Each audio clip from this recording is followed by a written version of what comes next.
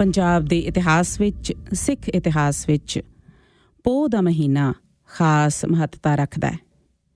1469 ਈਸਵੀ 'ਚ ਆਰੰਭ ਹੋਇਆ ਸਮਾਜਿਕ ਬਦਲਾਅ ਦਾ ਸਫ਼ਰ 1704 ਤੱਕ ਆਉਂਦਾ ਸ਼ਹਾਦਤ ਦਾ ਸਫ਼ਰ ਬਣ ਨਿਬੜਦਾ ਹੈ। 1704 ਦੀ 6 ਪੋਹ ਨੂੰ ਗੁਰੂ ਗੋਬਿੰਦ ਸਿੰਘ ਜੀ ਨੇ ਆਨੰਦਪੁਰ ਸਾਹਿਬ ਦਾ ਕਿਲ੍ਹਾ ਛੱਡਿਆ ਤੇ 8 ਪੋਹ ਨੂੰ ਵੱਡੇ ਸਾਹਿਬਜ਼ਾਦੇ ਸ਼ਹਾਦਤ ਦਾ ਜਾਮ ਪੀ ਗਏ। ਅੱਜ 8 ਪੋਹ ਹੈ। ਅੱਜ ਦੇ ਇਸ ਖਾਸ ਰੌਸ਼ਨੀ ਪ੍ਰੋਗਰਾਮ 'ਚ ਅਸੀਂ ਵੱਡੇ ਸਾਹਿਬਜ਼ਾਦਿਆਂ ਦੀ ਇਸ ਲਾਸਾਨੀ ਸ਼ਹਾਦਤ ਉੱਤੇ ਹੀ ਧਿਆਨ ਕਰਾਂਗੇ। You're listening to Roshni with your host Manpreet.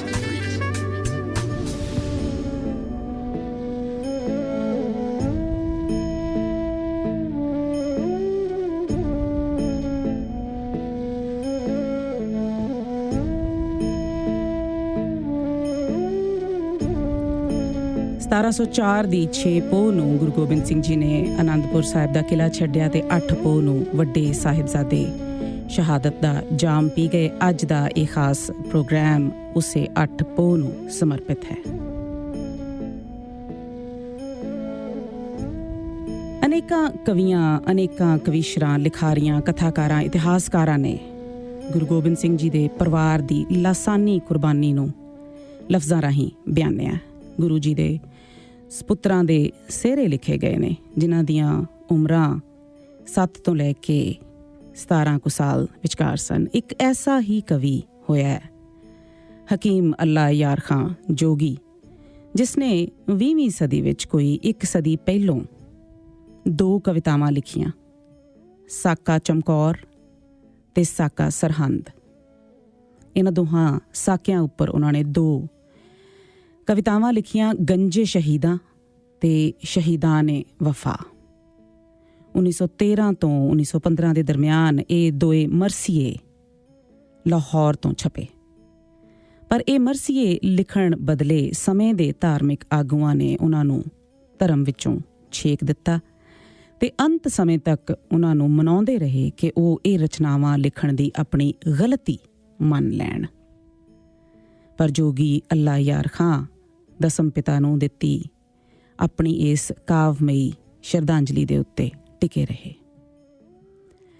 ਕਹਿੰਦੇ ਨੇ ਕਿ ਜਦੋਂ ਉਹ ਬਹੁਤ ਬਜ਼ੁਰਗ ਹੋ ਗਏ ਤੇ ਇੱਕ ਕਾਜ਼ੀ ਉਹਨਾਂ ਦੇ ਘਰ ਗਏ ਤੇ ਕਹਿਣ ਲੱਗੇ, ਜੋਗੀਆ ਮੇਰੇ ਨਾਲ ਆ ਕੇ ਮੁਆਫੀ ਮੰਗ ਲੈ, ਅੰਤ ਸਮਾਂ ਨੇੜੇ ਆ ਰਿਹਾ ਹੈ, ਤੂੰ ਘੱਟੋ ਘੱਟ ਮਰੇਂਗਾ ਤਾਂ ਮੁਸਲਮਾਨ ਵਜੋਂ।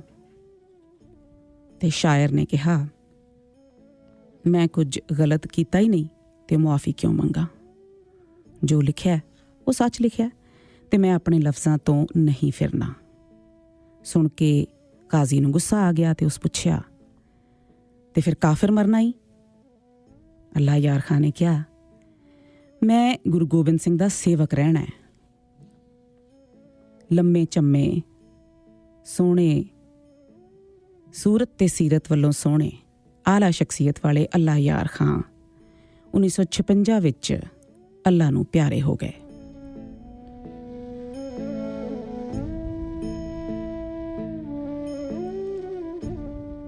ਅੱਜ ਦੇ ਇਸ ਵਿਸ਼ੇਸ਼ ਰੌਸ਼ਨੀ ਪ੍ਰੋਗਰਾਮ 'ਚ ਹਕੀਮ ਅੱਲਾ ਯਾਰ ਖਾਂ ਜੋਗੀ ਦੀ ਰਚਨਾ ਗੰਜੇ ਸ਼ਹੀਦਾਂ ਵਿੱਚੋਂ ਆਪਾਂ ਕੁਝ ਕੁ ਬੰਦ ਸਾਂਝੇ ਕਰਦੇ ਹਾਂ। ਗੰਜੇ ਸ਼ਹੀਦਾਂ ਵਿੱਚ 117 ਬੰਦ ਨੇ। ਇਹਨਾਂ ਵਿੱਚੋਂ ਬਹੁਤ ਥੋੜ੍ਹੇ ਆਪਾਂ ਇੱਥੇ ਸਾਂਝੇ ਕਰ ਸਕਾਂਗੇ। ਲੰਬੀ ਕਵਿਤਾ ਹੈ।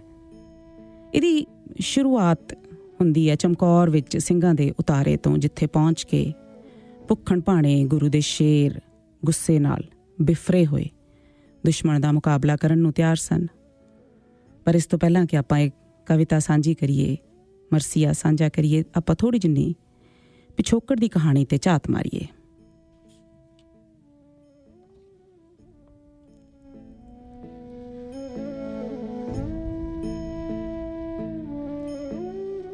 ਜਦੋਂ ਆਨੰਦਪੁਰ ਸਾਹਿਬ ਦਾ ਕਿਲ੍ਹਾ ਲੰਬੇ ਸਮੇਂ ਤੱਕ ਘਿਰਿਆ ਰਿਹਾ ਤੇ ਘੇਰਨ ਵਾਲੀ ਮੁਗਲ ਫੌਜ ਤੇ ਪਹਾੜੀ ਰਾਜਿਆਂ ਦੀ ਮਿਲੀ ਜੁਲੀ ਫੌਜ ਦਾ ਇਰਾਦਾ ਸੀ ਕਿ ਆਨੰਦਪੁਰ ਵਾਲਿਆਂ ਨੂੰ ਭੁੱਖੇ ਮਾਰੋ।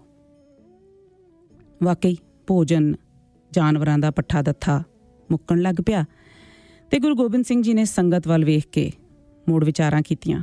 ਉਧਰ ਦੁਸ਼ਮਣ ਫੌਜ ਨੇ ਗਊ ਤੇ ਕੁਰਾਨ ਦੀਆਂ ਕਸਮਾਂ ਦੇ ਕੇ ਕਿਲੇ ਵਿੱਚ ਸੁਨੇਹੇ ਭੇਜੇ ਕਿ ਗੁਰੂ ਜੀ ਤੇ ਉਹਨਾਂ ਦੇ ਸਿੱਖ ਕਿਲਾ ਛੱਡ ਕੇ ਚਲੇ ਜਾਣ ਤੇ ਉਹਨਾਂ ਨੂੰ ਕੁਝ ਨਹੀਂ ਕਿਹਾ ਜਾਏਗਾ। ਪਿਛਲੇ ਤਜਰਬਿਆਂ ਤੋਂ ਇਹੀ ਪਤਾ ਲੱਗਿਆ ਸੀ ਕਿ ਇਹ ਸਭ ਵਾਅਦੇ ਝੂਠੇ ਨੇ।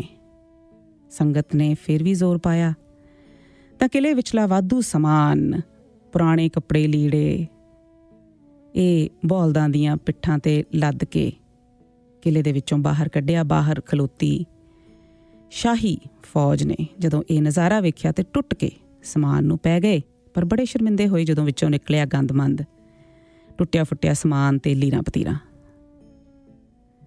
ਸੋ ਸੰਗਤ ਤੇ ਗੁਰੂ ਸਾਹਿਬ ਨੇ ਜਦ ਕਿਲਾ ਖਾਲੀ ਨਾ ਕੀਤਾ ਤੇ ਵੇਲੇ ਦੇ ਹਾਕਮ ਔਰੰਗਜ਼ੇਬ ਨੇ ਖੁਦ ਖਤ ਲਿਖਿਆ ਤੇ ਮੁੜ ਕੁਰਾਨ ਸ਼ਰੀਫ ਤੇ ਮੁਹੰਮਦ ਸਾਹਿਬ ਦੀਆਂ ਕਸਮਾਂ ਚੁੱਕ ਕੇ ਕਿਲਾ ਖਾਲੀ ਕਰਨ ਦੀ ਅਪੀਲ ਕੀਤੀ। ਸਿੱਖਾਂ ਦਾ ਮਾੜਾ ਹਾਲ ਦੇਖ ਕੇ ਤੇ ਬਾਦਸ਼ਾਹ ਦੀਆਂ ਝੂਠੀਆਂ ਕਸਮਾਂ ਤੇ ਯਕੀਨ ਕਰਕੇ ਗੁਰੂ ਜੀ ਨੇ ਕਿਲਾ ਖਾਲੀ ਕਰ ਦਿੱਤਾ। ਕੀਮਤੀ ਗ੍ਰੰਥ, ਸਮਾਨ, 5 ਪਿਆਰੇ, 500 ਸਿੰਘ ਤੇ ਪਰਿਵਾਰ ਉਹਨਾਂ ਦੇ ਨਾਲ ਸੀ। ਪੋਹ ਦਾ ਮਹੀਨਾ, ਮੀਂਹ ਹਨੇਰੀ ਤੇ ਠੱਕਾ ਪੂਰਾ, ਕਹਿਰਾਂ ਦੀ ਠੰਡ। ਜਦੋਂ ਬਾਹਰ ਆਏ ਤੇ ਵੈਰੀ ਫੌਜ ਵੀ ਤੇ ਫੌਜ ਦੇ ਜਰਨੈਲ ਵੀ ਸਭ ਵਾਅਦੇ ਕਸਮਾਂ ਛਿੱਕੇ ਟੰਗ ਕੇ ਮਗਰੇ ਆ ਗਏ। ਗੁਰੂ ਜੀ ਕੀਰਤਪੁਰ ਤੇ ਨਿਰਮੋਹਗੜ੍ਹ ਹੁੰਦੇ ਹੋਏ ਸਰਸਾ ਨਦੀ ਦੇ ਕੰਢੇ ਪਹੁੰਚ ਗਏ। ਵੈਰੀ ਦਲ ਨਾਲ ਘਮਸਾਣ ਦਾ ਯੁੱਧ ਹੋਇਆ, ਕਈ ਸਿੰਘ ਸ਼ਹੀਦ ਹੋਏ। ਵਡਮੁੱਲਾ ਸਾਹਿਤ, ਕੀਮਤੀ ਲਿਖਤਾਂ, ਕਾਵ ਗ੍ਰੰਥਾਂ ਵਿਚਲੀ ਮਿਹਨਤ ਤੇ ਮਾਲ ਅਸਬਾਬ ਦਾ ਨੁਕਸਾਨ ਹੋਣ ਮਗਰੋਂ ਗੁਰੂ ਗੋਬਿੰਦ ਸਿੰਘ ਜੀ ਬਚੇ ਹੋਏ 40-50 ਸਿੰਘਾਂ ਤੇ ਦੋਹਾਂ ਵੱਡੇ ਸਾਹਿਬਜ਼ਾਦਿਆਂ ਨੂੰ ਲੈ ਕੇ ਚਮਕੌਰ ਵਾਲੇ ਪਾਸੇ ਚਲੇ ਗਏ ਤੇ ਮਾਤਾ ਗੁਜਰੀ ਜੀ ਤੇ ਛੋਟੇ ਦੋਵੇਂ ਸਾਹਿਬਜ਼ਾਦੇ ਵੀ ਸੰਗ ਨਾਲੋਂ ਨਿਖੜ ਗਏ। ਗੁਰੂ ਜੀ ਨੇ ਚਮਕੌਰ ਸਾਹਿਬ ਪਹੁੰਚ ਕੇ ਇੱਕ ਕੱਚੀ ਜਿਹੀ ਗੜੀ ਵਿੱਚ ਜਾ ਕੇ ਟਿਕਾਣਾ ਕੀਤਾ ਤਾਂ ਕਿ ਇੱਥੋਂ ਵੈਰੀ ਦਾ ਮੁਕਾਬਲਾ ਕੀਤਾ ਜਾ ਸਕੇ ਤੇ ਇੱਥੋਂ ਹੀ ਜੋਗੀ ਅੱਲਾ ਯਾਰ ਖਾਂ ਆਪਣੀ ਗੰਜੇ ਸ਼ਹੀਦਾਂ ਸ਼ੁਰੂ ਕਰਦੇ ਨੇ।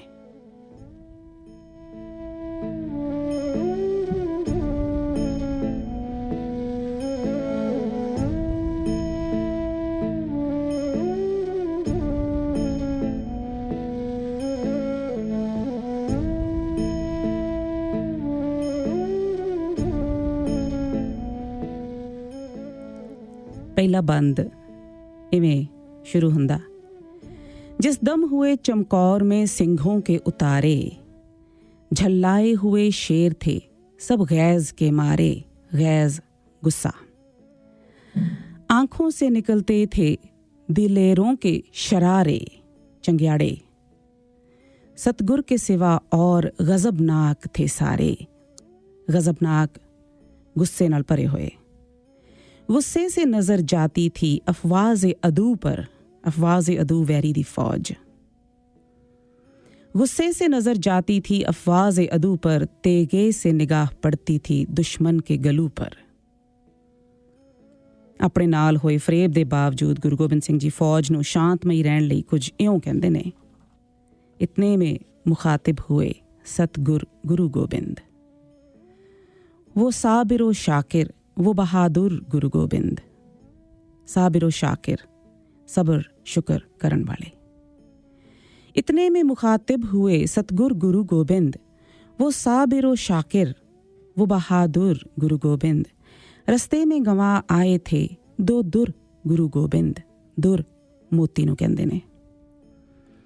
रस्ते में गंवा आए थे दो दुर गुरु गोबिंद, ये गम की जगह शांति से पुर गुरु गोबिंद। फरमाए वो सबसे नहीं मौका ये गजब का, फरमाए वो सबसे नहीं मौका ये गजब का, पूरा यहीं कल होगा इरादा मेरे रब का। जिस खित्ते में हम कहते थे आना ये वही है, कल लुट के है जिस जगह से जाना ये वही है।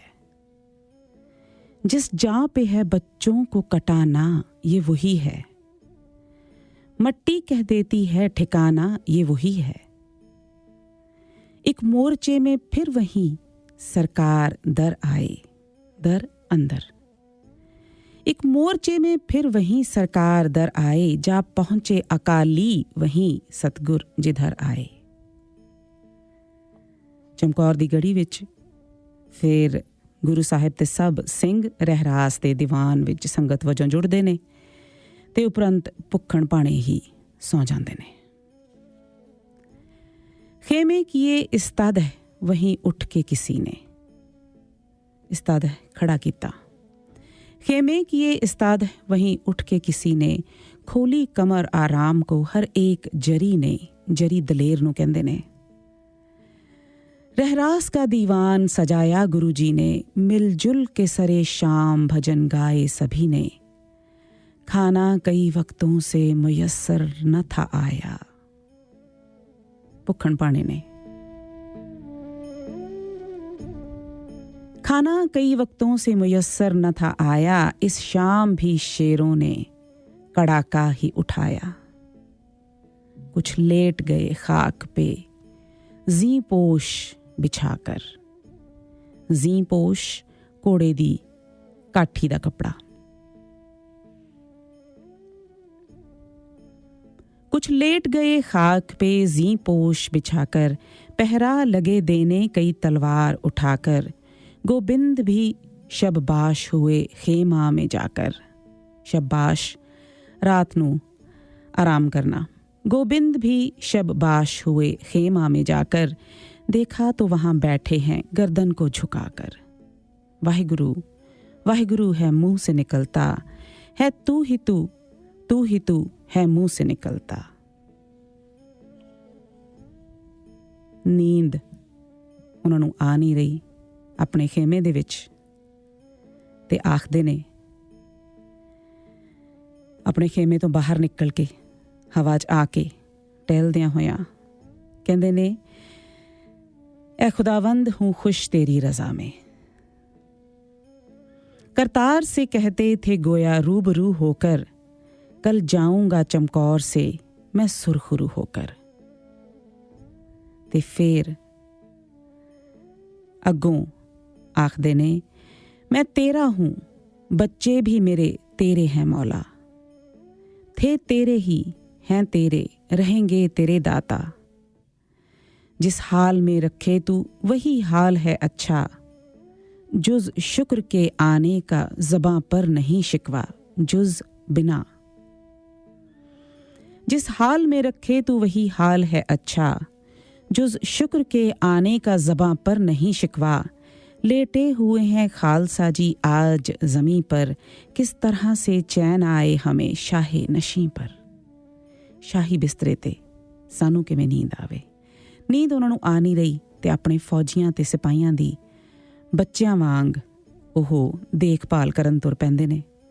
ਕਿਸੇ ਦੇ ਸਿਰ ਨੂੰ ਕਾਠੀ ਦੇ ਕੱਪੜੇ ਤੇ ਉਹਦੇ ਸਿਰਹਾਣੇ ਤੇ ਟਿਕਾਉਂਦੇ ਨੇ, ਕਿਸੇ ਦਾ ਪਟਕਾ ਠੀਕ ਕਰਦੇ ਨੇ, ਕਿਸੇ ਦੀ ਜ਼ਬੀਨ ਤੋਂ ਮਿੱਟੀ ਝਾੜਦੇ ਨੇ ਤੇ ਕਿਸੇ ਨੂੰ ਥਪਕ ਕੇ ਸਵਾ ਦਿੰਦੇ ਨੇ, ਕਿਉਂਕਿ ਉਹਨਾਂ ਨੂੰ ਲੱਗਦਾ ਹੈ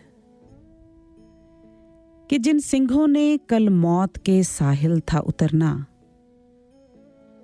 कल सुबह था जिन खालसों ने जंग में मरना।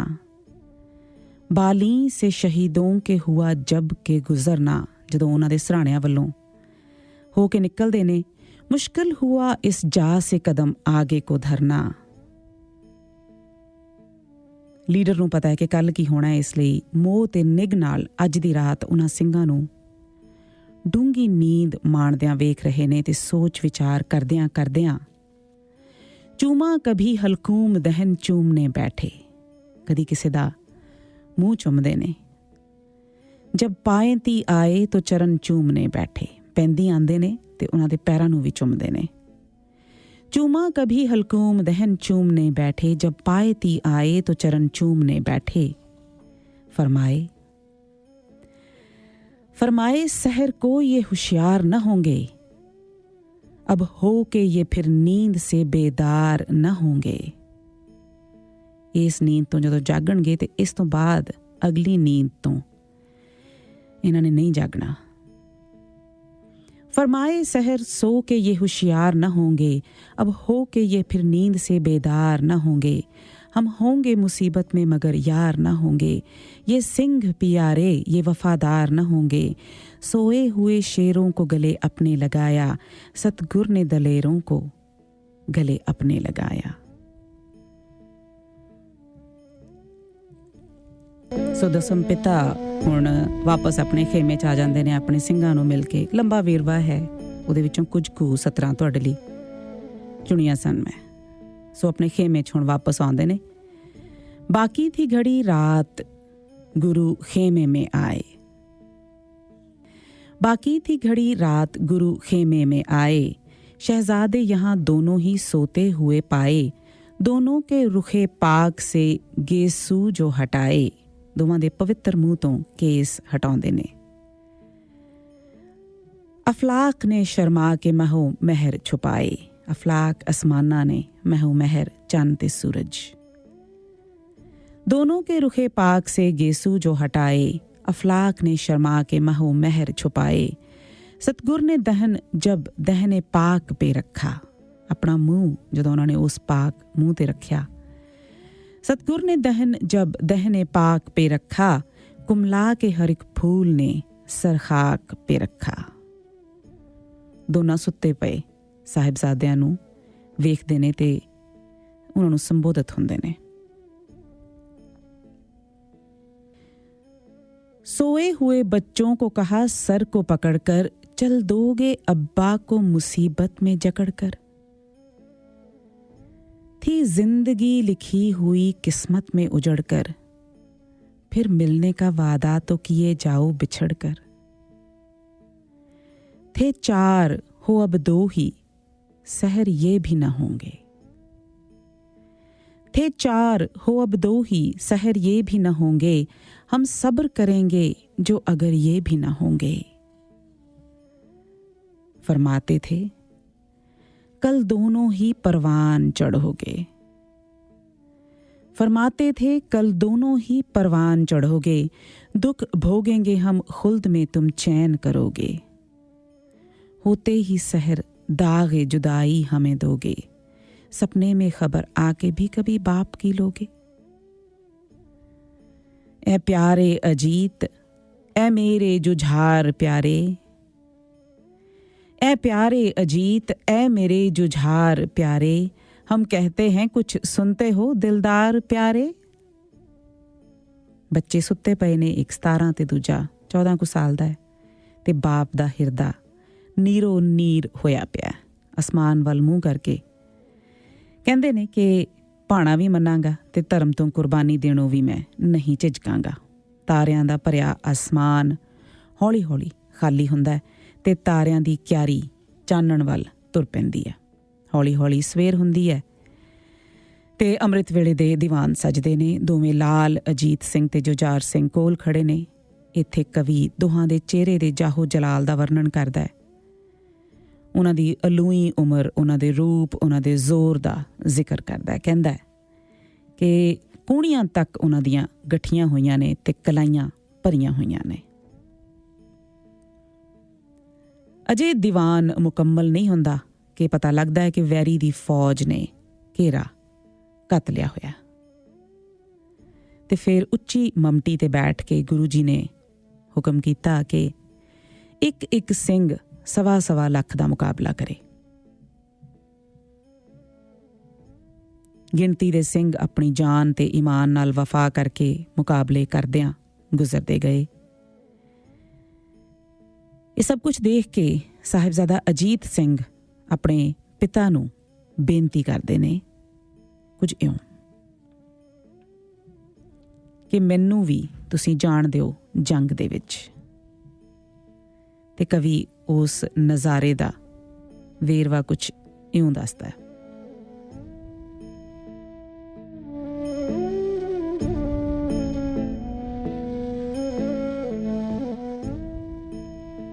गोबिंद के दिलदार किले से निकल आए, गोबिंद के दिलदार किले से निकल आए। वो देखिए सरकार किले से निकल आए। घोड़े पे हो असवार किले से निकल आए। ले हाथ में तलवार किले से निकल आए। क्या वस्फ हो उस तेग का इस तेगे ज़बां से वस्फ सिफ्त। क्या वस्फ हो उस तेग का इस तेगे ज़बां से, वो म्यान से निकली नहीं, निकली ये दहां से, जिवें मूँह चों निकली होवे।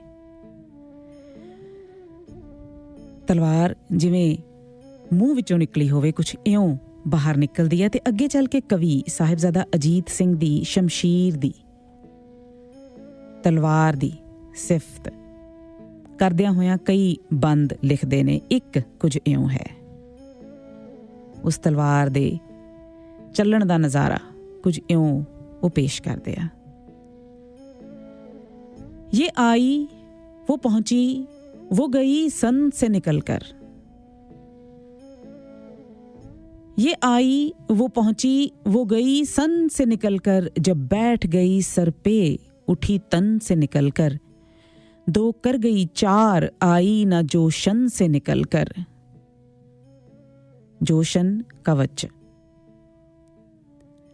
दो कर गई चार आई ना जोशन से निकलकर, तर्रारी में तेजी में थी नागन से निकलकर, दुश्मन को लिया मरकबे दुश्मन भी न छोड़ा, असवार को दो कर गई तौसन भी न छोड़ा।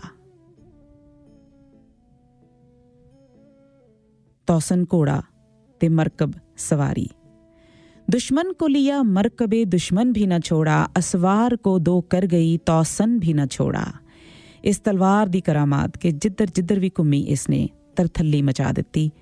जिस घोड़े ते साहिबजादा बैठा है उसका भी कवि जिक्र करदा है। उस घोड़े दा बयान कुछ इउं करदा है। ताऊस सी दुम चांद से सुम मार की सूरत। ताऊस मोर नूं कहंदे ने, मार सप नूं कहंदे ने। ताऊस सी दुम चांद से सुम मार की सूरत, बेपर है मगर उड़ता है परदार की सूरत। कस शेर की कस पकड़, कस शेर की बल फील का रहवार की सूरत। फील हाथी नूं कहंदे ने, रहवार तेज घोड़े नूं कहंदे ने। ताऊस सी दुम चांद से सुम मार की सूरत, बेपर है मगर उड़ता है परदार की सूरत। कस शेर की बल फील का रहवार की सूरत, फिरता है इशारे से ही प्रकार की सूरत। जिस समत गया रन का ये नक्शा बदलाया, पलटन पलटाया ये रिसाला कुचलाया। पहला तलवार फिर घोड़ा ते ए योधा बाहर जाके लड़ रहा है गड़ी दे विचों, ते साहिबजादे नूं वेख के बाप दा हिरदा माण नाल फुੱਲ ਜਾਂਦਾ। उधरों पुत्तर पिता वल सीस झुकाਉਂਦਾ है ते नाल दी नाल की हुंदा है।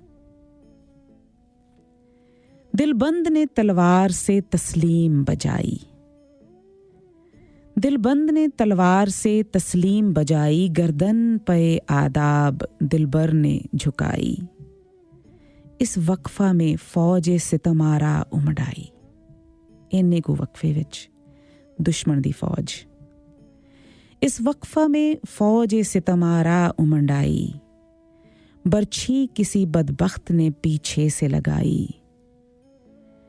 त्योरा के गिरे जीन से सरकार जमीन पर, त्योरा के पौंटनी खा के, त्योरा के गिरे जीन से सरकार जमीन पर, रूह खुल्द गई और तनेजार जमीन पर। खुल्द स्वर्ग, तनेजार मुर्दा शरीर। त्योरा के गिरे जीन से सरकार जमीन पर, रूह खुल्द गई और तनेजार जमीन पर। उथे वो टेरी हो गए। बेटे को शहादत मिली देखा जो पिदर ने, बेटे को शहादत मिली देखा जो पिदर ने, तूफान बपा गम से किया दीदाए तरने। पिदर फादर नूं कहंदे ने, पिसर बेटे नूं। बेटे को शहादत मिली देखा जो पिदर ने, तूफान बपा गम से किया दीदार तरने। इस वक्त कहा नन्हे से मासूम पिसर ने, इस वक्त कहा नन्हे से मासूम पिसर ने, रुखसत हमें दिलवाओ पिता जाएंगे मरने, भाई से बिछड़कर हमें जीना नहीं आता, सोना नहीं खाना नहीं पीना नहीं भाता। छोटा साहिबजादा कहता है कि भरा तो विछड़ के मैनू हुण जिउणा नहीं आउंदा, मैनू भी जाण दी तुसीं आग्या दिओ, ना मैनू सौना आउंदा है, ना मैनू खाना आउंदा है, ना मैनू पीना आउंदा है, ते मेरा भी जाण दा वेला हो गया। ते साहिबजादा जुझार सिंह जंग दे मैदान च जदों जांदे ने, उस दा नज़ारा कवि किवें पेश करदा है, वो अगले हिस्से च देखते हैं।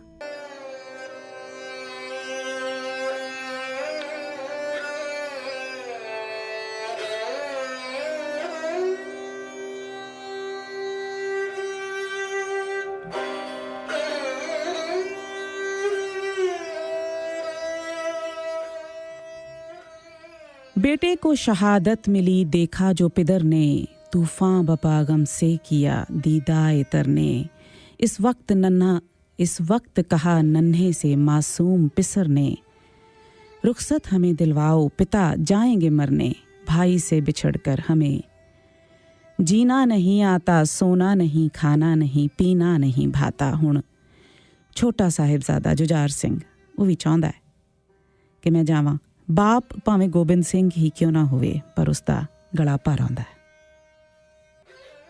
भर्राई सी आवाज से बोले गुरु गोबिंद, पाला है तुम्हें नाज से बोले गुरु गोबिंद, रोका नहीं आगाज से बोले गुरु गोबिंद, उस नन्हे से जांबाज से बोले गुरु गोबिंद,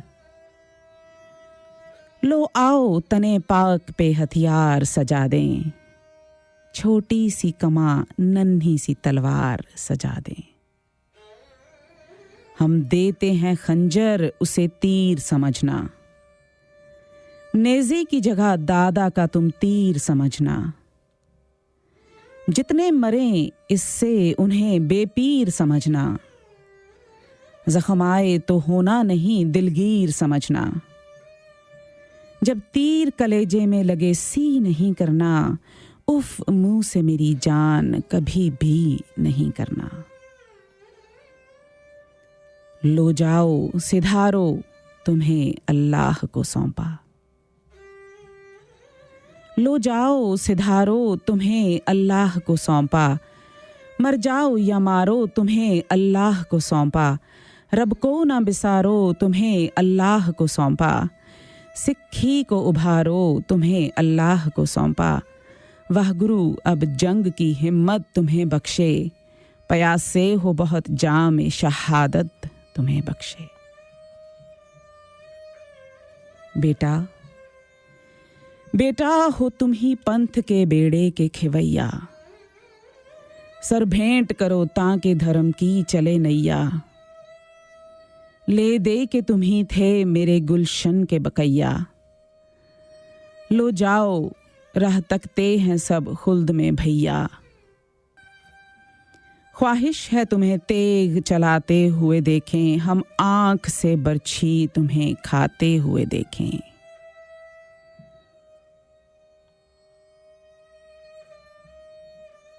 अल्लाह नू सौंपने वाला बंद मेरा ख्याल है कि हर गुरु गोबिंद दे सिंह दे अंदर वस जांदा।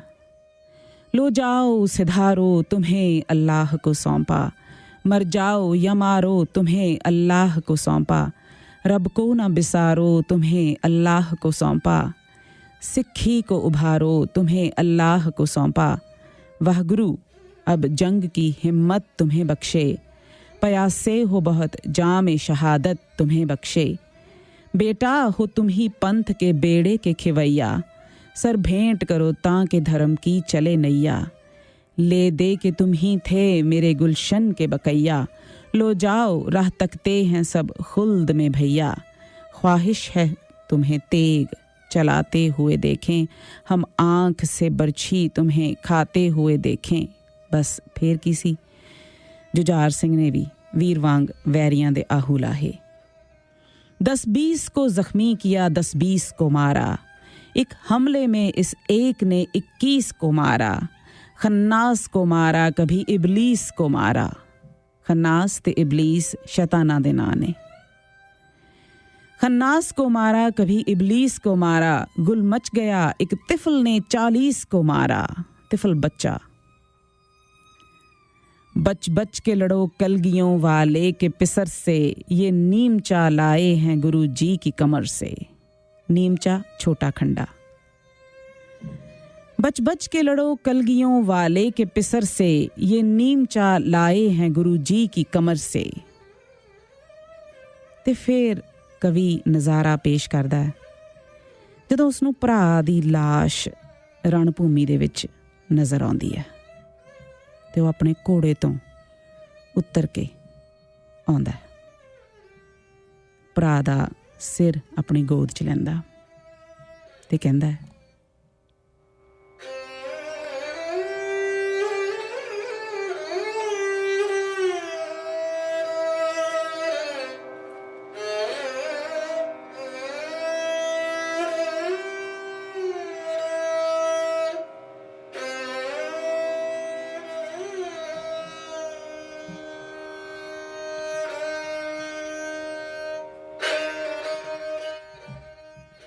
सर गोद में लेके करके कहा भाई से, बोलो इस ख्वाब गिरां से कहीं होशियार तो हो लो। हम कौन हैं देखो तो जरा आंख तो खोलो, सोने ही की ठानी है अगर मिल के तो सो लो। भरा नूं आवाज़ मारदा है, सर गोद में लेकर कहा भाई से कि बोलो इस ख्वाब गिरां से कहीं होशियार तो हो लो। हम कौन हैं देखो तो ज़रा आंख तो खोलो, सोने की ही ठानी है अगर मिल के तो सो लो। भाई तुम्हें जब गंजे शहीदां की ज़मी है, ठानी हुई हमने भी बसेरे की यही है। मैं भी इत्थे ही रहना है, इत्थे ही जिउणा है। इन्ने नूं ਉਸ ਦੇ ਜਿਗਰ ਵਿੱਚ ਵੀ ਆ ਕੇ ਤੀਰ ਲੱਗਦਾ ਹੈ। ਪਿਤਾ ਦੂਰੋਂ ਦੇਖ ਰਿਹਾ ਹੈ।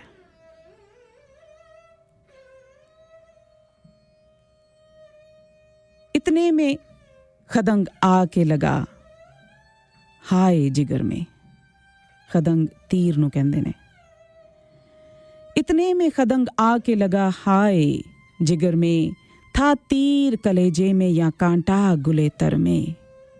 तारीख ज़माना हुआ सतगुर की नज़र में। तारीख हनेरा हो गया। तारीख ज़माना हुआ सतगुर की नज़र में, तूफ़ान उठा खाक उठी बहरे बर में। बहर समुंदर बर तरती। इतने में खदंग आके लगा हाय जिगर में, था तीर कलेजे में या कांटा गुले तर में। तारीक ज़माना हुआ सतगुर की नज़र में, तूफ़ान उठा खाक उठी बहर में बर में। त्यो राह के गिरा लखते जिगर पर। एक बेटा दूसरे बेटे दे उत्ते डिग पैंदा।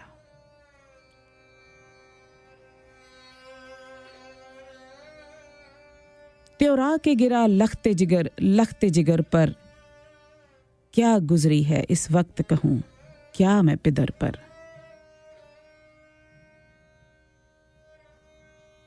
ये नज़ारा जदों पिता देखता ते पिता दा हथ बदोबदी तलवार दे दस्ते ते चला जांदा है कि मैं भी मैदान विच जावां, पर अकाल पुरख दा हुक्म उस वेले उन्हां नूं हासिल हुंदा है कि तुसीं अज नहीं लड़ सकदे।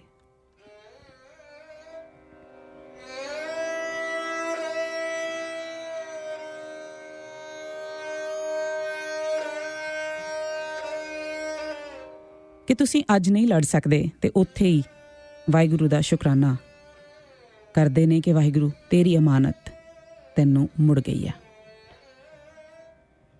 ते जोगी अल्लाह यार खान दे अल्फाज अज भी हिंदुस्तान दे हर खूंजे विच दखण तो दिल्ली तक गूंजदे ने।